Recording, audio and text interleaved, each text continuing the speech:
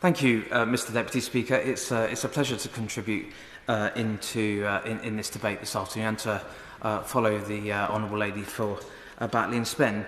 Mr Deputy Speaker, I'd like to reserve my comments in respect of achieving economic growth in respect of the rural areas of the United Kingdom. And I would particularly like to advocate so for my constituency of West Dorset. The Queen's speech contained a number of very welcome bills. The Levelling Up and Regeneration Bill, the Transport Bill, the Procurement Bill, and importantly too, the Animal Welfare Kept Animals Bill. West Dorset is a very rural constituency. It's 400 square miles. 30% of the population is over 65. 1 in 12 is over 80. 85% of all of our funding comes from local taxation, and 2/3 of our council tax goes to support those needing social care. It's constituencies such as mine that have a really strong requirement for regeneration and levelling up in a way that sometimes this House doesn't quite recognise. The default view of some places in Dorset is particularly well off, but I can tell the House that actually it is in many parts far from it. West Dorset is in as much need as anywhere for levelling up, especially so as that we were one of the few authorities to have 0 in the revenue support grant, yet have one of the highest council tax rates in the country. I'm particularly pleased that the Brexit Opportunities Minister is at the dispatch box this afternoon. I was delighted to welcome him to West Dorset just a few weeks ago to talk about some of the challenges and difficulties. In West Dorset, 97% of our businesses are small or micro-sized. The pandemic was very harsh to us. 6,500 very small businesses existed before the pandemic. 5,500 are there now.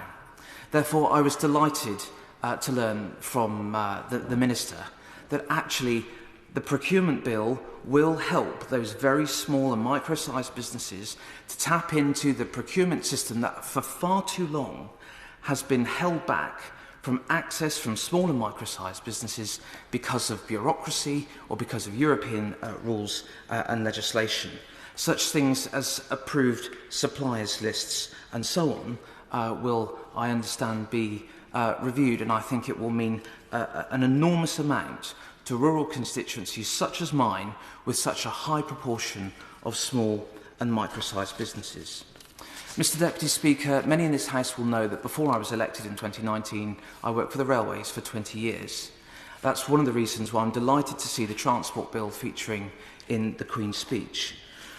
Bus and rail services have also been a contentious matter in West Dorset. I have the worst frequency rail line in the country, with a 3-hourly rail frequency that many don't often recognise.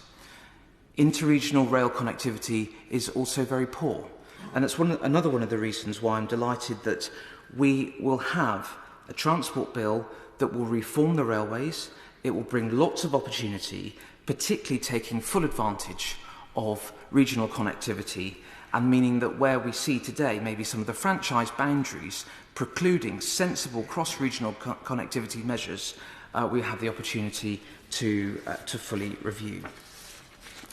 Mr Deputy Speaker, West Dorset is a very agricultural area as well. Agriculture has an enormous part to the local economy. It's also one of the reasons, as a farmer's son, that I'm delighted to see that the Animal Welfare Kept Animals Bill will be coming back in this parliamentary session. It contains a lot of important measures that I would have liked us to have addressed and dealt with before, but I am pleased it's coming back. Animal worrying is a considerable issue for our sheep farmers in and around West Dorset. The bill will put responsibility on dog owners to keep their dogs under control. And I'm hoping that as part of that bill's debate, we will also be able to debate in this House the unnecessary non-stun slaughter of animals for supply chain purposes. Mr Deputy Speaker, I am delighted to be able to support this bill. I'm very pleased that the Minister is here to hear my points and to reiterate the conversation we had when he visited West Dorset, and I commend the speech to the House. Thank you, Mr Deputy Speaker.